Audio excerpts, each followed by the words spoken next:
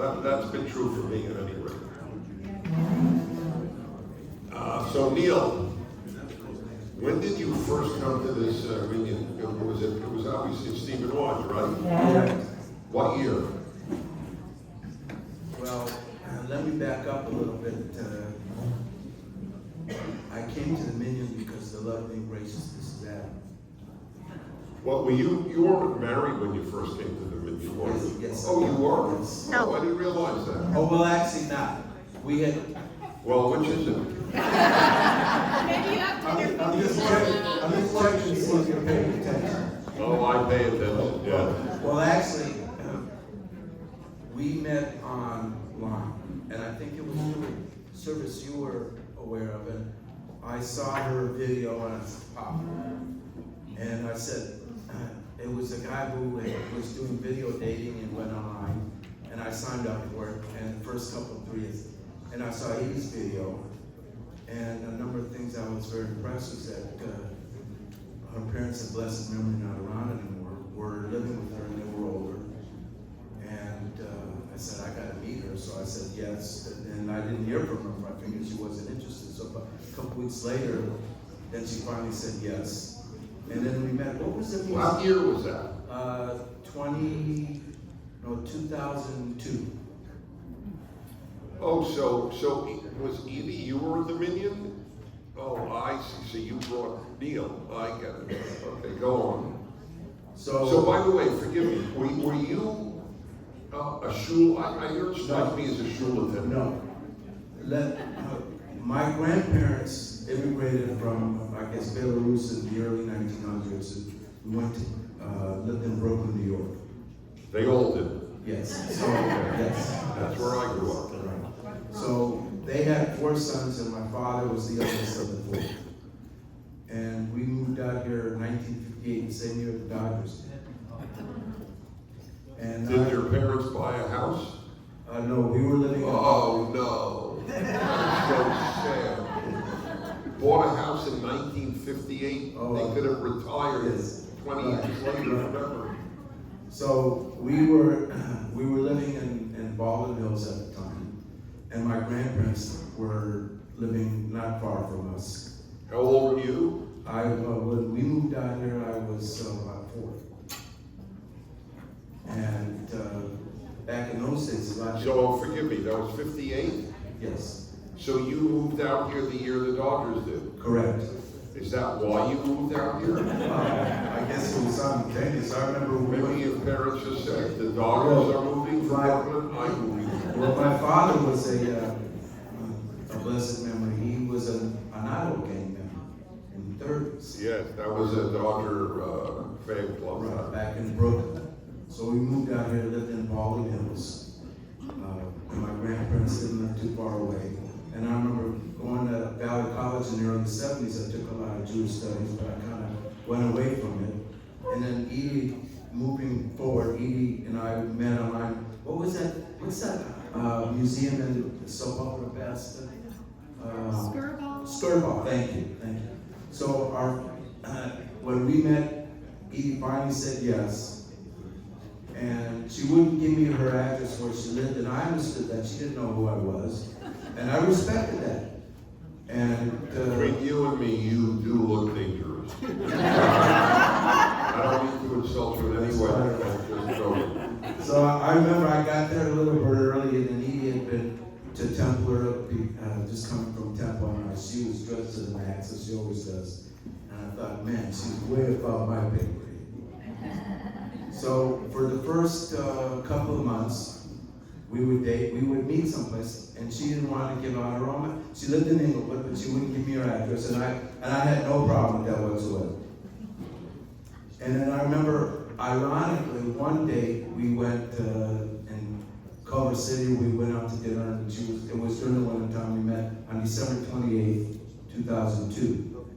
And for the first couple of months, during the winter time, and we went out to dinner, I think, at someplace in Culver City, and she was wearing an overcoat, a coat I think her father gave her, and I helped her with it off, and the name tag on it, you'll never guess what the name tag was. Inside, the manufacturers or the company who made it,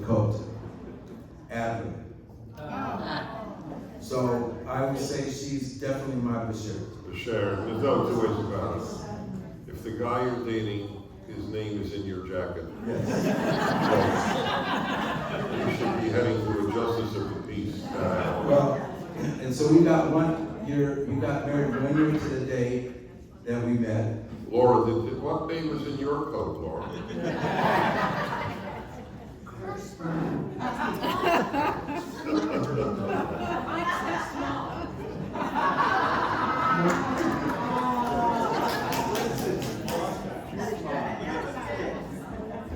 Yeah, go on. And unfortunately, and I'll always be grateful, Dennis, because you were there at the wedding, and unfortunately, Eve's parents are not around anymore. At the time, her father was severely arthritic and wheelchair bound, and Dennis did the great honor by walking her down the aisle and giving her a hug. And we'll always be grateful. Always. Thank you. It was a very beautiful. So that's what brought you then to the Minion. And I tell So did you come to shul after a lifetime of not attending, kicking and screaming? No, and because I grew up with Yiddishkeit. What does that mean? Abyssal Yiddish, verstehst du Abyssal? No, I know what it means literally, but what if you didn't go to shul? What was your Yiddishkeit? Well, Bagels, cream cheese, and lox. I'm not being cute. no. I'm Well, meaning it seriously. and I'll get to that right now. When my birth mother died, it was a tragic situation. She got very sick, and right before I was born, they did an emergency tracheotomy. And then it came back, and unfortunately, another story that led to that she passed away. So we moved. How old were you? I was maybe 2 or 3. Oh, so you don't remember her. No, I don't. So we moved out here, and So your dad took you and your siblings. my brother, I had an older brother. One older brother. Correct. Did he remember your mother? I'm guessing he did. You're guessing he did? Yes, well, we have some pictures of him with Sally, and she was very pretty. And my father was a World War II veteran and was serving in the Navy. But when she passed away, we moved out here. And then my father remarried, and I don't call her my stepmother, I call her my adopted mother. Nice. That's very nice to hear. And my grandparents. So you love your stepmom or your new mother? Yes. Oh, that's really nice to hear. It's not always the case. So would you characterize the home you grew up in as a happy home? For the most part, I remember I was a very young kid, lived in Baldwin Hills, and I used to deliver this throwaway newspaper with my brother. And then I'd go over to my grandparents' house. I was a Shabbos boy because my grandfather was a shopkin at the temple. It's a church now. It was at the time Santa Barbara Boulevard, and I would have breakfast. And my grandparents helped raise me until my father remarried. And it's interestingly enough, my father, who I call her my adopted mother, her mother had a sister who was married to one of my father's brother. So he actually knew her in Brooklyn, New York before he married the first one. So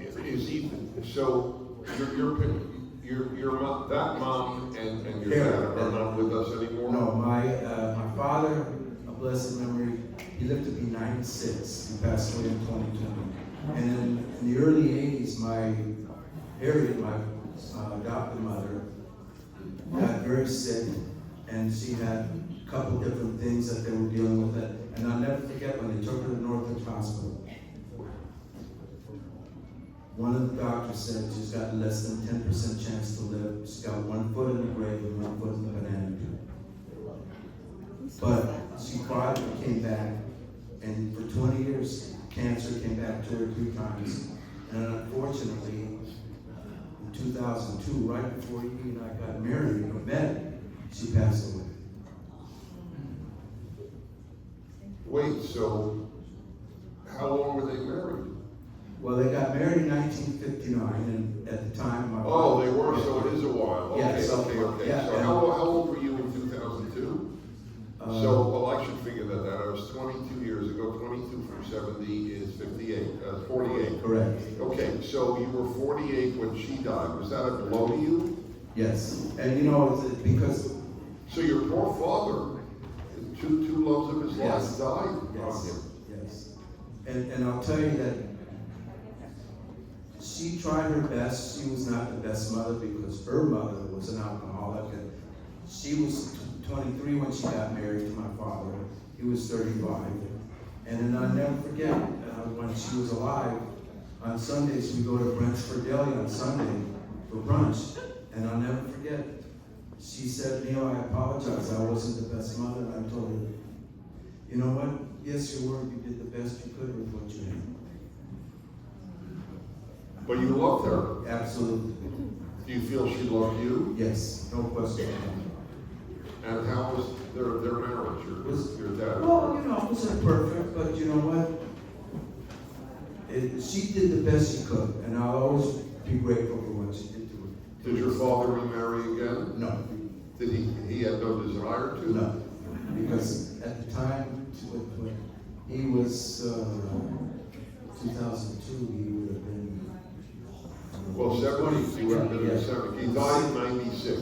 Correct. He died in 2020. He was 96 years old. Right, so 18 from 96 is 78. So he was 78 when she died. Yes. Okay. Yes. She was only 66. So did he live on his own after that? Well, he lived in North Hills for a while where they were living together. Then he moved back to Ohio where my stepsister, and that's another story which is. It must be another story. I Yes. agree. Yeah, it's amazing.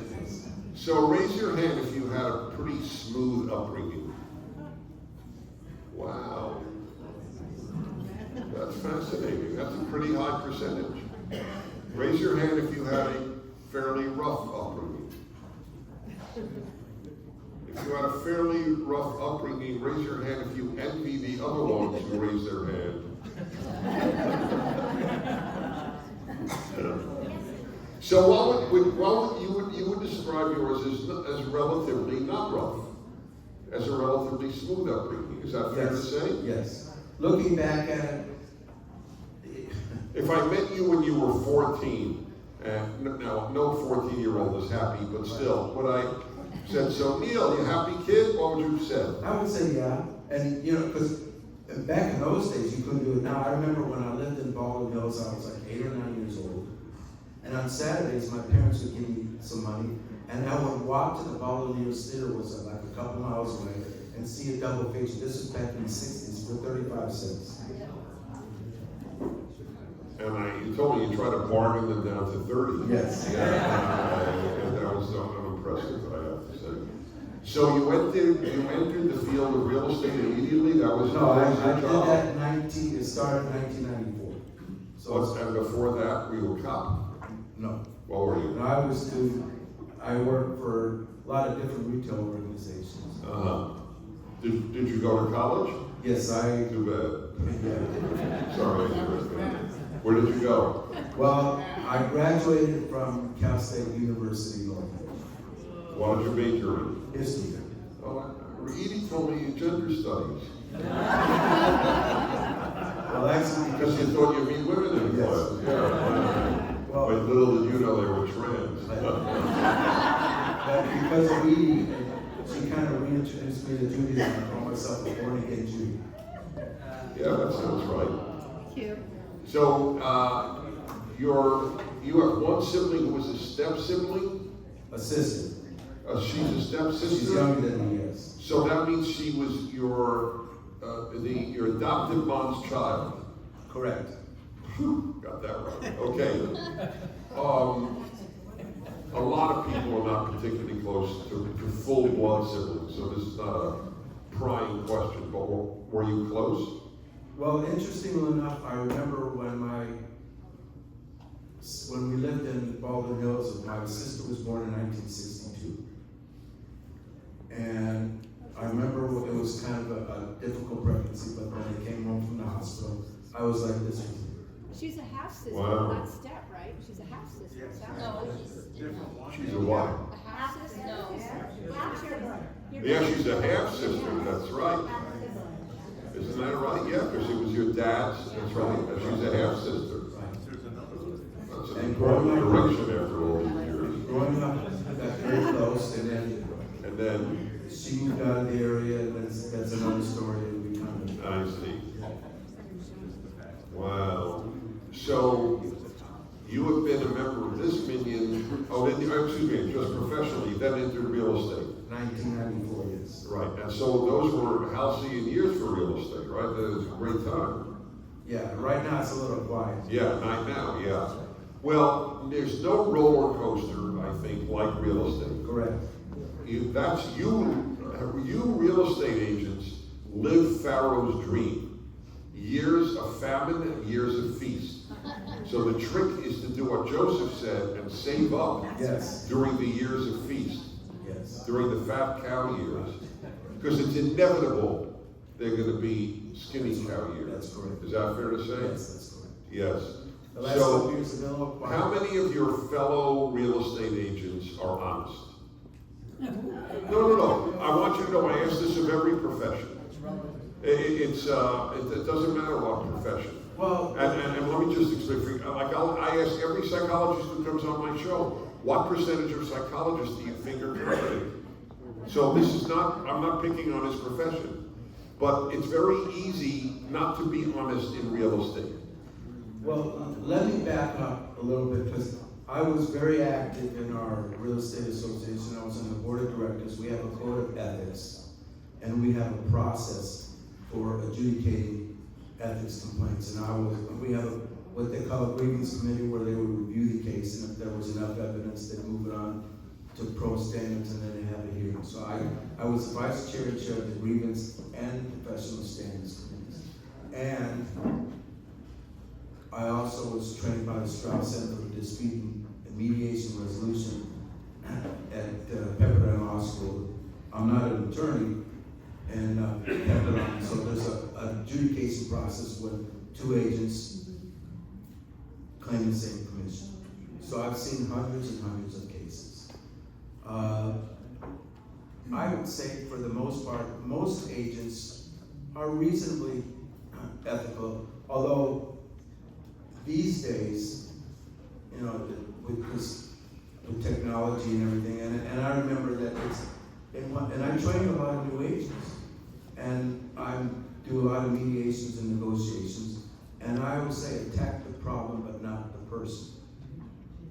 And it can get very personal, and that's why with newer agents, they don't know a lot of this. And I'll tell you a story I remember a number of years ago, where there was a neighbor that I was working. I get a call from him because I drop off flyers, and she said that it was in a house in Valley Village, and she said her brother wanted to sell his property. So I went over to the house, and I remember meeting her, and she called me sugar. So, and I grew up involved in those back in the late 50s and early mid-60s, very integrated. And I remember watching the Civil Rights Marchers getting beat up in the South. And we'd have blacks, Latinos, Asians, and all we would argue about was sports. So we hit it off right away. And then I put the house on the market. So we got one offer, but the buyer, his property, had to sell theirs to buy his, and he was moving to a retirement community in Cathedral City. So we closed, boom, boom, boom, all 4 transactions consecutively within a couple of days. And I went over, knocked on his door, and I told him, we closed that store. Here's this big 6'2", 6'3" African-American fellow who had just lost his partner. He hugged me and he cried in my arms. So, and that's the one thing in this business. I always treat every client if it was my own problem, because there's a lot of emotion tied to people's homes, especially when they're selling. And unfortunately, some of the newer people don't do this. And as an aside note, I remember David and Debbie. They trusted me. I helped them find their place, and I was very grateful for the business. And I will tell you that many times when a client will tell me they trust me, the only thing that means more than that is when my wife tells me she loves me. The lovely, gracious Mrs. Adler, who's made me a born-again Jew, like I said.